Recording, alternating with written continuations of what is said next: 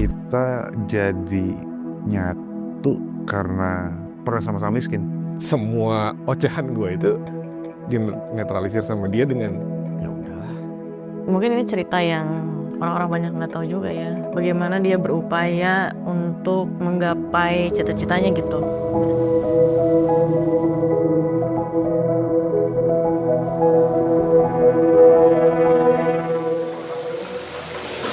Anak-anak pada kantor. Lagi di kantor. Gue selalu ingat salah satu encounter gue sama Lava lah. Waktu itu lagi di Soekarno-Hatta, kita lagi ngantri mau masuk gitu. Momen itu telisik baru awal-awal keluar lah. Terus gue bilang sama Danila gitu, "Hey Danila, gue suka banget lagunya gini-gini." Terus kayak, "Ya nih Lava yang ngerjain." Kayak dan Lava Lava aja. "Oh iya, makasih." Gitu. "Iya bagus banget." Gitu. Karena gue tipe orang yang kalau emang gue suka, gue nggak akan hold back untuk memuji gitu, untuk memberikan apresiasi apalagi sama musisi gitu ya. Jadi encounter pertama gue adalah salah satunya itu. Ayo anting ini berdua, siap, gas, pip, aja. Si setan kan? Mas, tanggung 1, 2 lah, aja. 2 kan? Oke Pak, gantian. Ayo kita ganti. Oke, gue kenal Lava sebenarnya hitungannya itu belum terlalu lama ya. 2018 saat itu kita bikin proyekan bareng. Ada gue, ada Lava, ada Iga Mas Ardi, Bayu, Elephant Kind, lalu ada Rene dari Skelet. Saat itu kita bikin satu proyekan bareng, namanya Sholat. Dan sering berjalannya waktu, entah kenapa ada persamaan titik di mana akhirnya titik gue dan titik Lava tuh ketemu. Yang kalau kita track back, kita jadi nyatu karena pernah sama-sama miskin.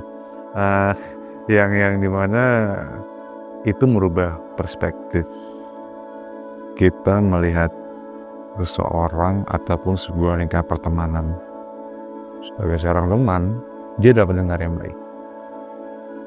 Dia tahu cara menutup mulutnya, namun selalu tepat untuk mengeluarkan kata-kata.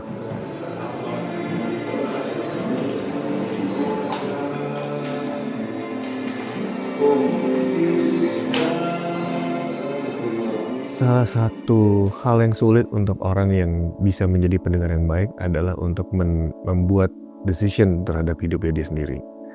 Dan karena dia punya banyak pertimbangan untuk bagaimana tidak menyakiti orang lain.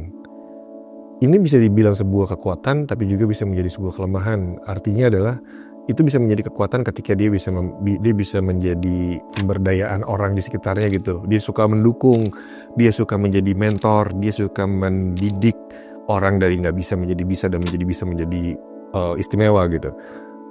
Tapi kadang-kadang dia suka lupa untuk melihat ke dalam dirinya sendiri karena dia selalu berkaca untuk mementingkan orang lain dulu. Misalkan ada satu masalah yang dia tidak bisa memutuskan sesuatu karena dia terlalu baik gitu.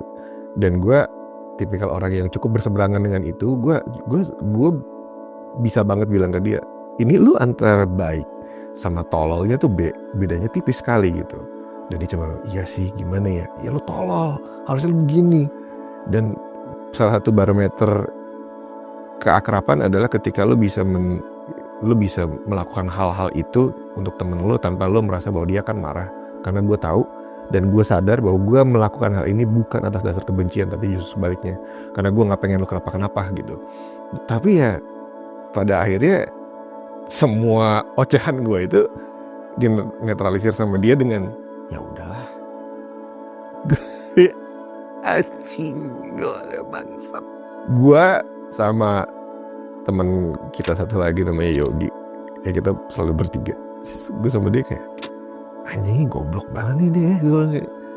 Karena gemes gitu. Gimana sih kayak lo ngelihat temen lo kok kayak gitu. Ada gitunya. Dan dia juga orangnya gak segan-segan sih untuk bilang kayak, kan dia manggil gue Say kan. Kayak gue yang manggil dia Say juga. Say, tapi kayaknya kali ini tuh kayaknya kamu yang tolol deh gitu. Dia bisa gitu ke gue gitu. Jadi tanpa gue merasa tersinggung, tapi gue jadi, karena karena sangat menghormati pendapat-pendapatnya dia, jadi gue ambil itu sebagai big consideration lah ketika lagi ada masalah ataupun apapun itu gitu ya. Kekurangannya dia mungkin bagian itu ya, mungkin ya Anya pasti tahu lah kayak bagaimana mengalami Lava Pratomo. Halo, saya Tania Anggarda, dipanggil Anya, manajernya Lava Pratomo. Kemarin di endorse sepatu apa? Pertama kali kenal sama Lava itu 2022 kayaknya. Dia tuh orangnya gak banyak demanding gitu. Dia tuh kayaknya banyak legowonya gitu, banyak hidup hari ini gitu. Mungkin ini cerita yang orang-orang banyak nggak tahu juga ya. Bagaimana dia berupaya untuk menggapai cita-citanya gitu. Pada saat pertama kali dia kerja bareng sama saya tuh dia bilang, saya tuh pengennya cuma jadi seorang produser aja gitu, nggak di depan panggung. Saya pengennya di belakang aja gitu. Nah, untuk saya menepati janji saya untuk melakukan itu, butuh upaya dia juga gitu. Nah, banyak juga kayak struggle dia, anjir gue harusnya liburan, gue pengen liburan, dan lain-lain gitu.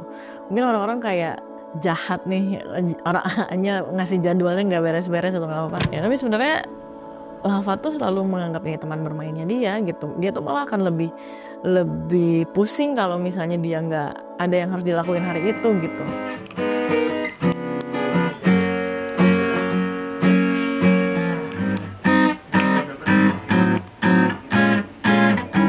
Lava orang yang baik, hati, sabar, terus kayak rasanya tuh kayak bapak-bapak yang udah hidupnya tuh berpengalaman banget gitu. Jadi dia kayak dihadapin sama segala situasi tuh kayak udah fasih aja, kayak dia tuh nggak pernah lihat dia emosi, nggak pernah lihat dia sebel.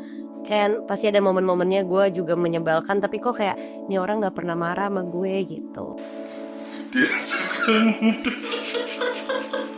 Dia tuh kan disiplin soal waktu tuh parah.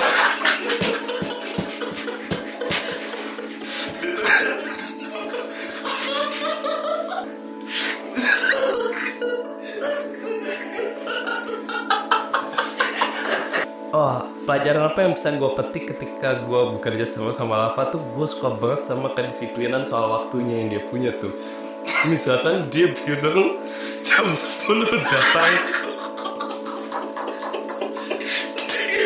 dia datang jam 9:30 men, 9:30 malam. Dia tuh nggak banyak ngomong gitu, Lava tuh. Cuman walaupun dia nggak ngomong, ternyata dia tuh peduli juga gitu dengan teman-teman. Wah, kalau di kerjaan dia sangat serius banget sih, sangat workaholic lah dia tuh gitu. Cuman kalau di luar tuh ya bisa tolol-tololan aja gitu. Yang paling diinget sih ini, dia nyanyi lagunya Tetris, cuman dia lagunya tuh dia lirikin gitu. Percayalah, sayangku, aku ini hadiah malam-malam panjang. Ada biasanya, tapi ini kayak di luar musik gitu sih kebanyakan, gara-gara emang kerja sama Lava sama Danila kan kebanyakan di bidang secara manajemen dan lain-lain. Lava tuh malah menurut gue jadi yang paling bisa jadi penengahnya menurut gue justru. Semua tensi yang terjadi antara gue dan Danila, penengahnya adalah Lava.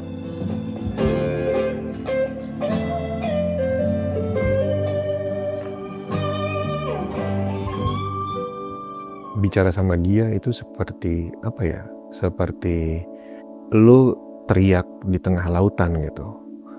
Lo tahu lo nggak bakal peduli sama apa yang bakal lo teriakin di saat itu. Lo cuma akan mendengar angin, lo akan cuma mendengar ombak, lo akan cuma mendengarkan sesuatu yang sifatnya feedback dengan ketenangan, dan itu adalah Lava gitu. Dimana gue bisa cerita suatu hal yang sangat ekstrim, suatu hal yang sangat gila gitu. Yang mungkin kalau orang lain mendengar itu bisa sakit hati, atau bisa mengira gue orang yang brengsek, atau bisa mengira gue orang yang wah ini aneh banget gitu. Tapi sama dia gue punya kenyamanan itu gitu, dan tidak sedetik pun gue pernah merasa dijudge sama dia gitu. Dan Lava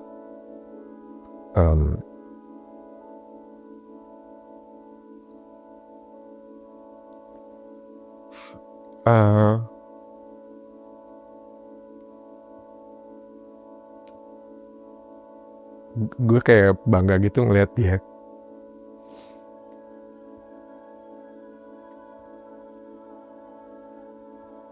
dengan segala pencapaiannya sekarang ya.